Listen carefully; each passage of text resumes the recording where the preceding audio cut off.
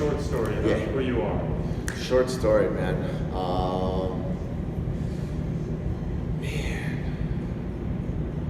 That's an interesting question. Short story. Just do good things, man. Be strong, do good things, demand more, under promise, over deliver. Like, just be kick-ass. Like, that's the short and sweet. Just be a good person. Just come into a room and offer something. We'll continue to do that. That's kind of how I look at it. It seems cheesy. It sounds so cheesy to say out loud, but that's like the honest answer, though. No, that's good. Good things. And I forget who said it. I think it was just one of my buddies, but there's like, just if you kind of look at like your mom or your grandma, is that listening and watching what you're doing, like, keep that in mind. It's just like, just be a good person. So that's a short and sweet. I think it's easy to get lumped into like the dude who works out or the dude who owns a gym, and that's a component or that's part of it, but there's so much more. There's just so much more. So Question 2. How did you get into lifting? how did I get into lifting?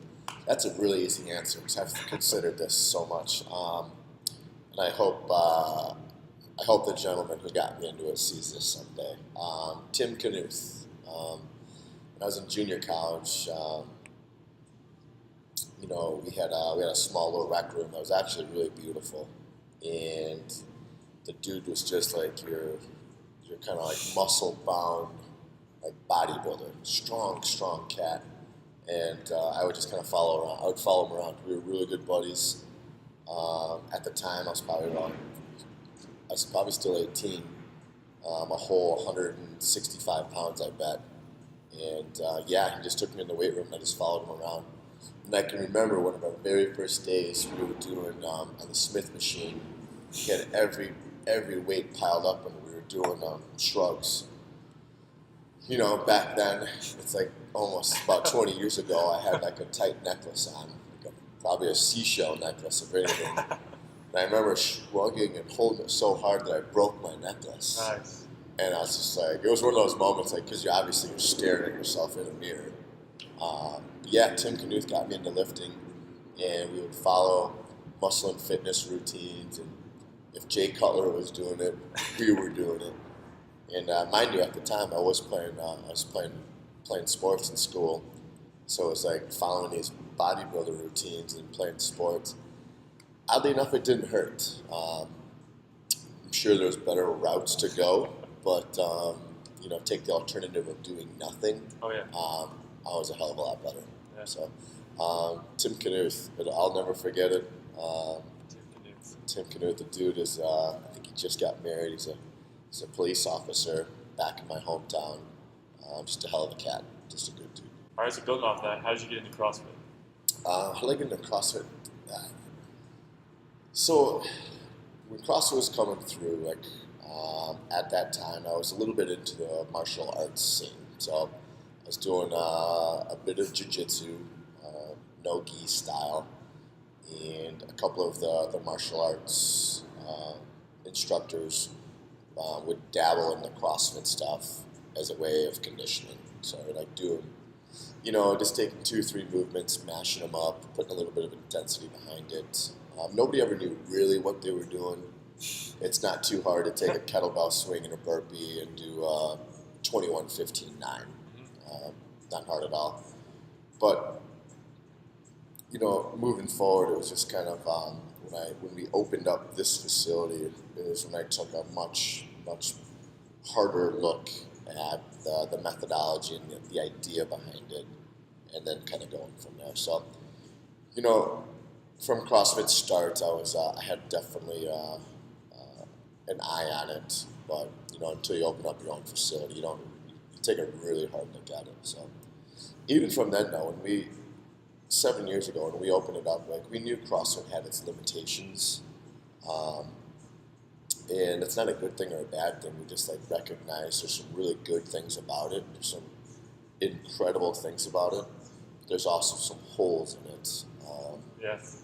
And if you just kind of look at it and just look at the big picture, it's easy to kind of navigate those things to make sure everything's moving forward.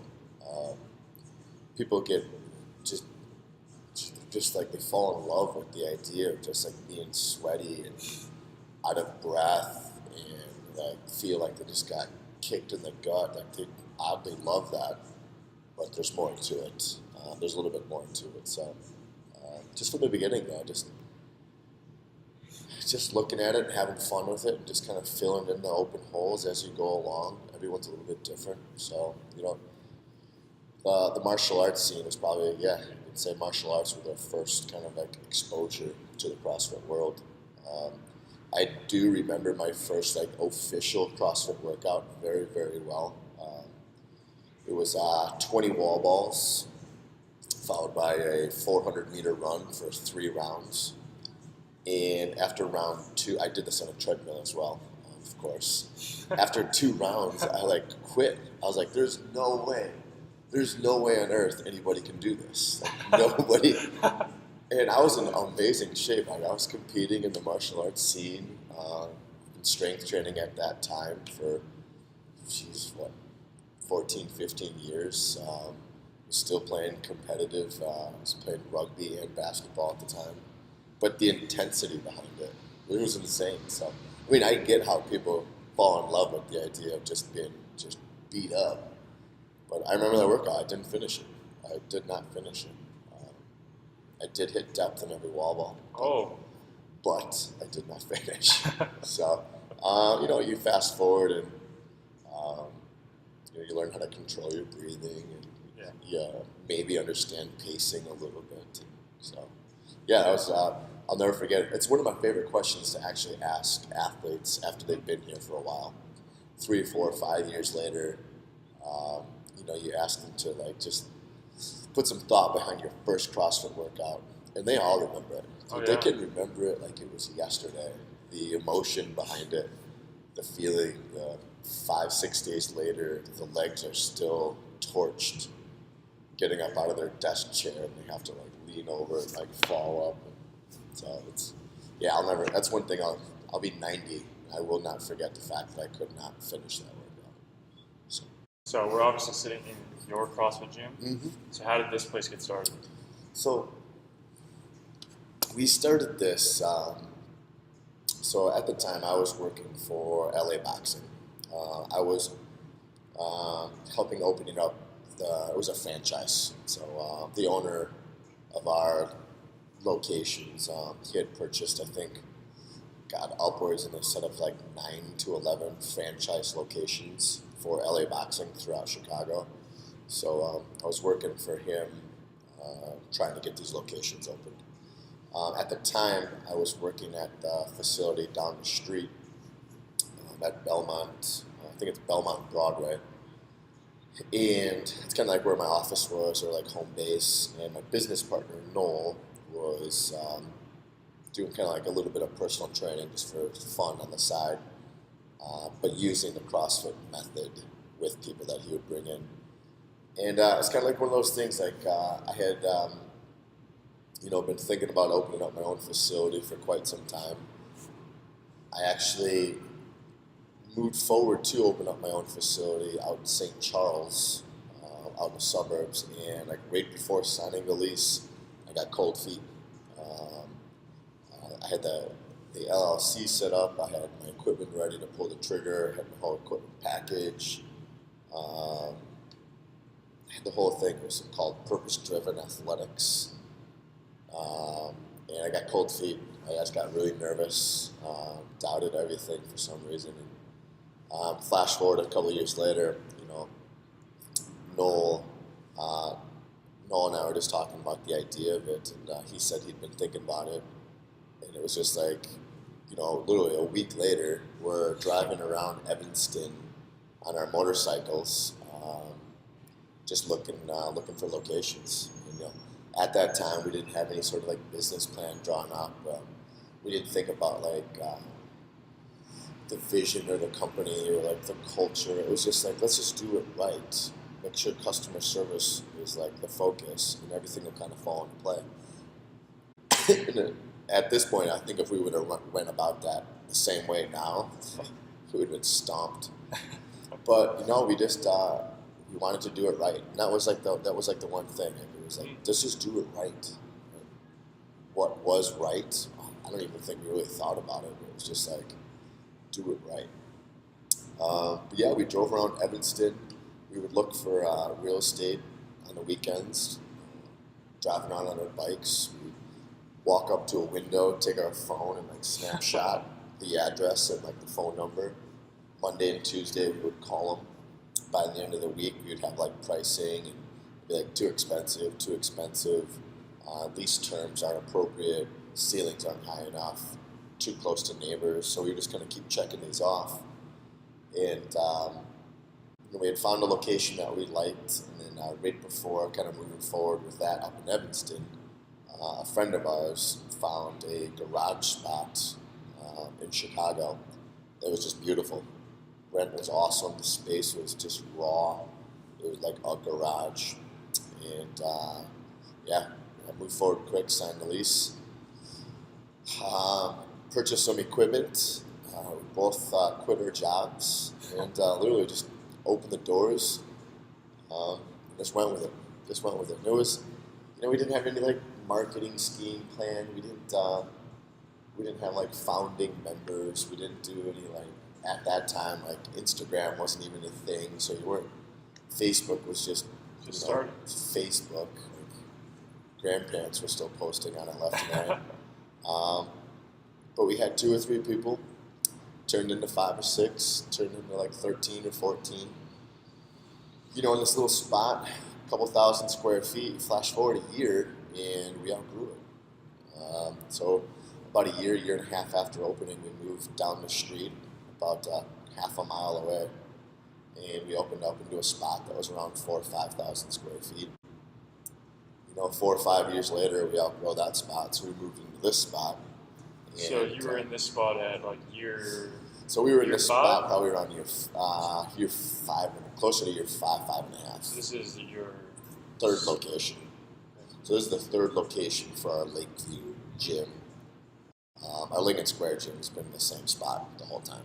That place will be set forever. But now we're pretty good here. We're going to be here for quite a while. We were blessed. We got to kind of design this place the way we wanted to. Yeah. This open space here was built from a gravel up. So it's a wow. Yeah, from picking like where the windows are at, where the skylights are at, placing the fans. Like we got to have a nice hand in setting this place up. That's unique. Yeah.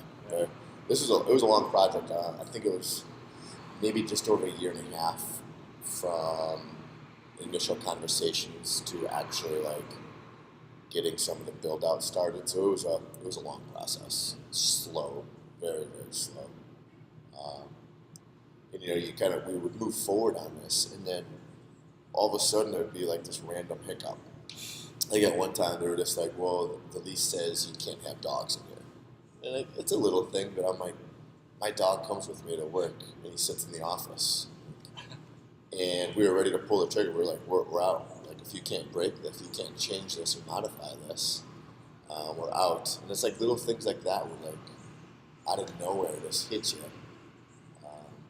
But no, we took our time, went through with it. Now we've got a beautiful spot. Yeah. So we're gonna be good for quite a while. I feel like after 7 years, we're just getting started. Like we're just figuring it out. Like just getting like, I think we're ready to go. So these facilities who think they've been open for 6 months and did some slick social media campaign, they've got a long way to go. Like retention, culture, what do you actually stand for? When other facilities hear your gym, like what do they think about you? Like, so many little things. So I think we're just now hitting a stride where I think now we can do some bigger things. So how would you describe the culture of CrossFit Defined? Oh man, that's I think about that at least 100 times a week, and I come back to it's just a good place. It's just a good place. Like we've got such a mix of CrossFit, which is the bread and butter. We've got such a mix of endurance athletes. We've got such a good mix of people who like powerlifting, and they like Olympic lifting. And then we've got a group that, they love the obstacle courses and the Tough Mudders. And then you got a mix of people who kind of like just every couple of weeks they kind of just try some different things, which I think is actually pretty cool. In the past couple of years, we've got a mix of people who love the strongman toys. And it's like, you kind of get this idea of like who you think these people are. So they're everyday people. They're everyday, just kick-ass people. They're parents and executives and doctors and construction workers and stay-at-home mothers and their college kids and their grandparents. We've got all these people doing all these things, and they've got a home. And one of the things that we said from day one was anytime we would offer something or do something, a coach, somebody had to own it. So there's so many places who will do strongman stuff, playing with tires and kegs and stones and sandbags and yokes isn't the hardest thing in the world. The learning curve is actually crazy fast, but like when they do it at other places, it's just someone who's kind of just showing it. When they do it at a place like ours, like there's one or two coaches who own that. Like they own it and they're passionate about it. And that kind of stuff like bleeds into the community. So it's like, yeah, we can do this thing, but like when you're doing it and like there's a couple of coaches who are so passionate, you do that thing correct. Like you want to like make your coach, you want to make them happy. You just want to go after it and own it. And that's one of those things that kind of bleeds into the whole gym. It's like, I don't expect anyone here to go to the American Open or to like make it to nationals or like, make it to these world events, but they still want to train appropriate. They still want to like really get into like the nuts and bolts. And I just think it kind of like takes this idea of just like, we're going to do this, we're going to have some fun, but we're also going to do it right. And that just kind of flows into all the stuff we do. But on the other side, like movement aside, like fitness aside, like people just hang out. Like, they just hang out. Everyone just like has fun. And we all bust each other's chops. And I can't even count how many people have gotten married through meeting here. I can't count how many emails I've gotten over the years where people were just like, do you know of any apartments that are like within a block away of the gym? On that side of the gym, above it, I don't know if you know, those are all like apartment buildings.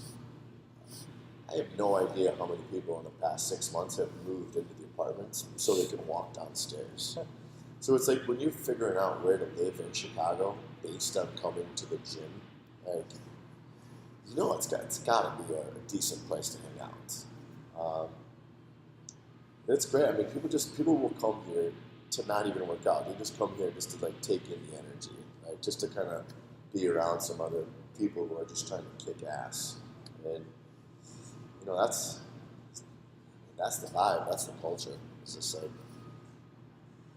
it's just good people just being around other good people. It's just like it attracts like minds. Every now and again, we'll get somebody who's just not interested in making those around them better. They're just like, that's not good or bad, it's whatever, it's your gym.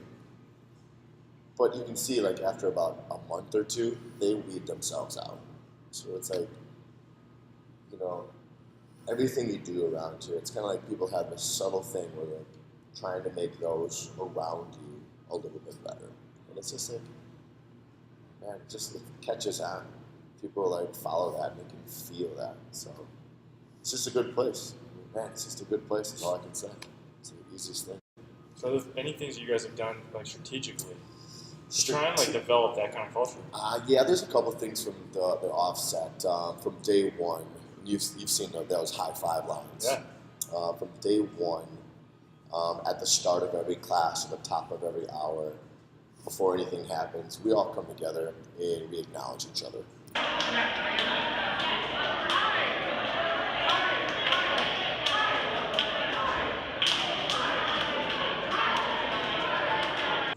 And it's nothing more than just like stop what you're doing, acknowledge everybody in the room, give out a hello, and then go back to your business. And it seemed like such a small thing, but it makes a difference because, like, you know, at a regular gym or a big box gym or a lot of other micro gyms, like, everyone's kind of on their own island, which is fine.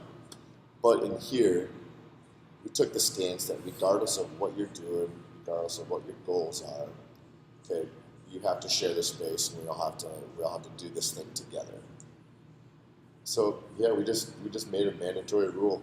I mean, at the start of every hour, like, acknowledge everybody, say hello, and then continue on. And it has an interesting effect. Yeah, it's awesome.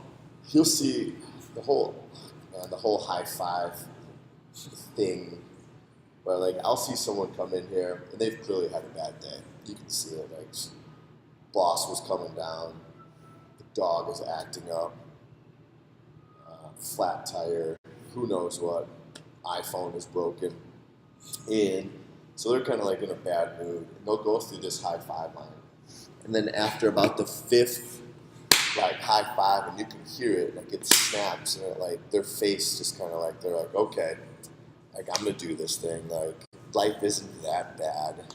And it's interesting. I've sat there with a camera and just videotaped people, like, watching, like, tracking them through this high five line of like 20 to 30 like high fives and like these hellos, and by the end of the 30-second experience, like, they're like, okay, like, it's kind of like going through like this interesting level of meditation. Like, you're going through it, and all of a sudden you're like, okay, like, let's do something.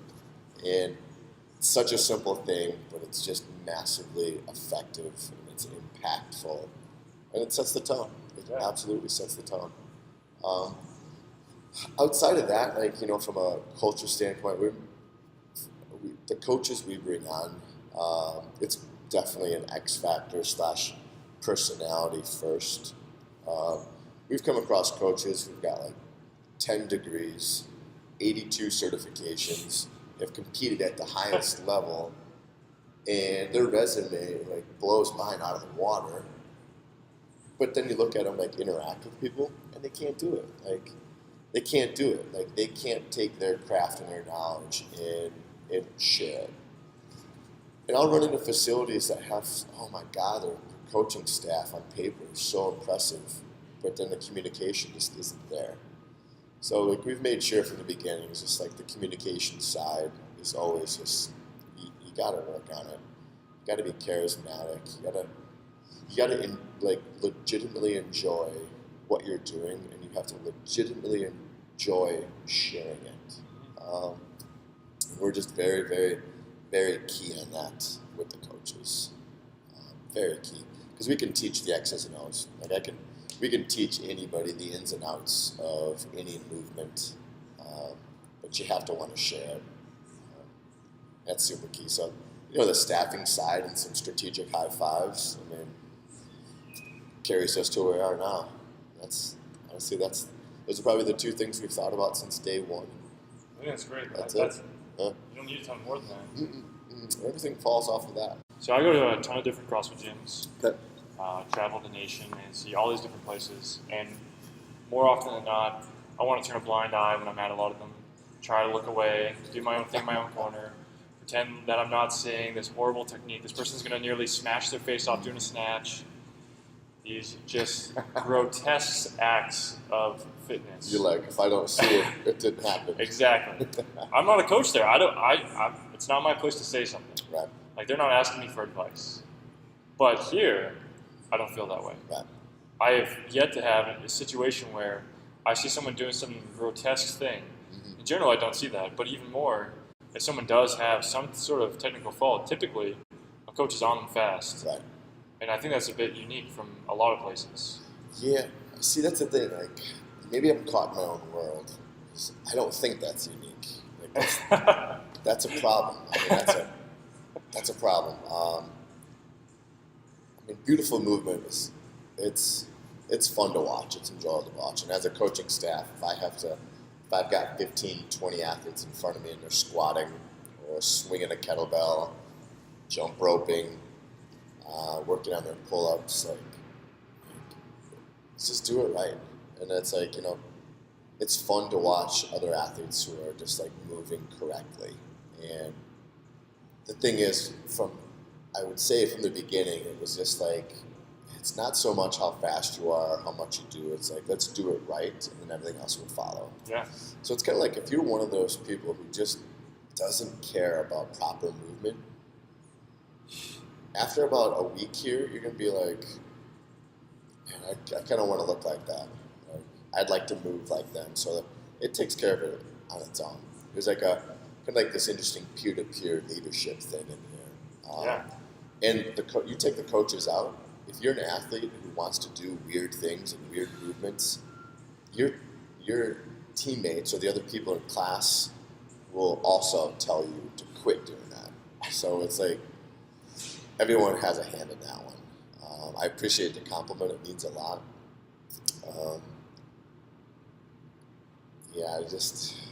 You're not going to last, man. You're not going to last. I mean, this stuff is complicated, and, taking a step back, checking your ego a little bit, learning, everything moves forward really nice. But I think just the idea that people care about doing it right as a whole, so it's just a trickle effect. It bleeds into everybody. So, yeah, but the other funny thing is, like, every Monday as a coaching staff, we sit together for 2.5 hours, and we talk about what did we see last week? What do we need to change in the programming? What will move this thing forward?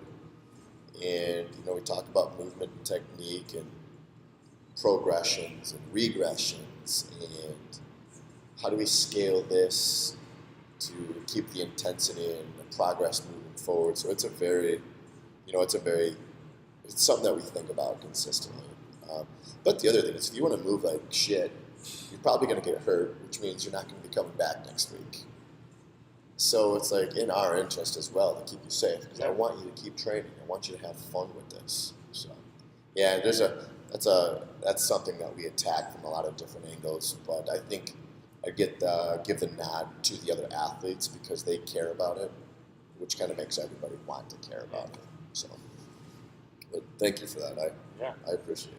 The one thing that I think I've also really enjoyed that's unique about this place, in comparison to a lot of the other ones I've been to, is that you guys seem to, number one, implement like CrossFit's known for random stuff, but you guys seem to structure it in a way that you're doing a lot of big block movements, but they're oftentimes done in a slightly different format.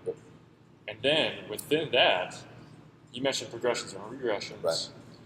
There's this like very interesting dynamic of what is prescribed, and how I think a big issue within CrossFit is oftentimes that people that don't enjoy it or give the negative comments towards is that there's no individualization, that people are jammed into fitting into the cube. Right.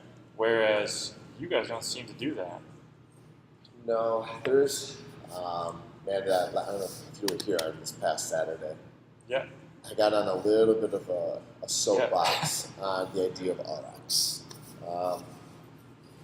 CrossFit is known for RX, and like, I get it. If it's a benchmark workout, like it's a repeatable workout that we use or that CrossFit will use to kind of check where you're at. An RX weight or an RX movement or like a standard makes complete sense. I mean, here's an easy example. If I'm going to test my mile time, okay, I test a mile. That's it. I test my mile. Whether it's a 6-minute mile or a 16-minute mile, it's a set distance. Okay? But when we're training, like the idea of an RX or a set something doesn't make sense. And I've said that from day one. Like we talk about the holes in CrossFit. Like, I wouldn't call it a hole, but if you're not looking at the big thing, like there's a little bit of missing there. So, this past weekend when we talked about this, like people will say, "Coach, what's the RX weight?" I'm like, I don't know what that means.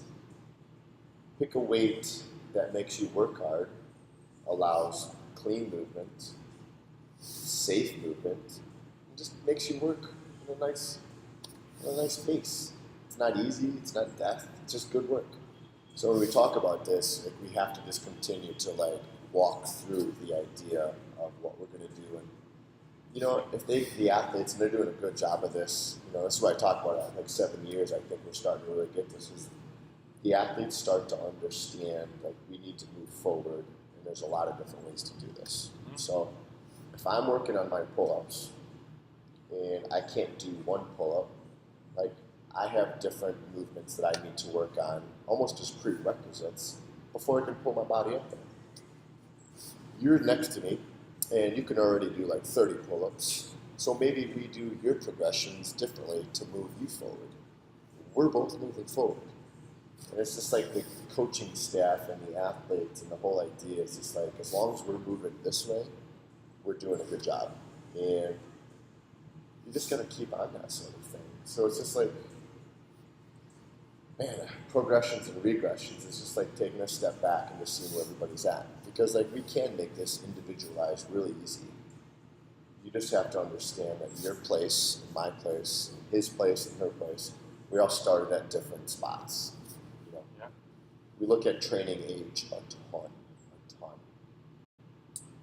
And it's like, you know, I've been training in this space for about 20 years. So like my movements are a little bit differently. Like it doesn't matter how old I am, it's where's my training age and my training experience. Where, you know, you might get someone who's coming in who's twice as strong as me, who moves better. Their training age is like 2 months. Like their potential is awesome, but we still gotta make sure we're doing the right things. So Well, that was great. Like that's essentially what I was looking for with that answer. Yeah. Yeah, I mean, that's probably one of those things I get frustrated on the most is like in the CrossFit space is the RX factor. And I get it, like, it's hot and it's sexy and you want to go at it. You know, the marker board says 225 pounds. And that's cool, but like, we'll get there. I guarantee it. We will get there. We will actually go way beyond it. But we just got to like move there fast. But like on the other side, like, you know, it also holds people back. Like we got some women in here who are so strong and so capable.